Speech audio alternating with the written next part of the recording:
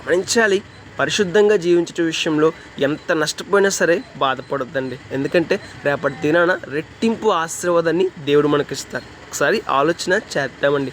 పాపంతో నిండిన ఈ లోకంలో పరిశుద్ధంగా జీవించే విషయంలో కొంత నష్టాన్ని పొందుకునే అవకాశం ఉంది. కొన్ని బాధల గుండా వెళ్ళే అవకాశం ఉంది. కొన్ని సమస్యల గుండా వెళ్ళే అవకాశం ఉంది. అయితే ఎన్ని సమస్యల గుండా వెళ్తున్నా, ఎన్ని బాధల గుండా వెళ్తున్నా, ఎంత నష్టాన్ని పొందుతున్నా ఇంత మాత్రమును బాధపడదు. ఎందుకంటే ఎంత నష్టపోతామో అంతకు రెట్టింపు ఆశీర్వాదాన్ని దేవుడు మనకు అనుగ్రహిస్తారు. ఈ లోకంలోనూ అనుగ్రహిస్తారు. రేపటి దినాన లోకము దాటాక శ్రేష్టమైన పరలోక రాజ్యంలో శ్రేష్టమైన ఆశీర్వాదాన్ని దేవుడు మనకు అనుగ్రహిస్తారు. శ్రేష్టమైన పరలోక రాజ్యాన్ని దేవుడు మనకు అనుగ్రహిస్తారు. కాబట్టి ఎంత నష్టపోతున్నామో అన్న విషయాన్ని గురించి బాధపడద్దు. ఎంత పొందబోతున్నామో అన్న విషయాన్ని గురించి ఆనందిద్దాం. రేపటి దిన శ్రేష్టమైన ఆశీర్వాదాన్ని పొందుకుందాం.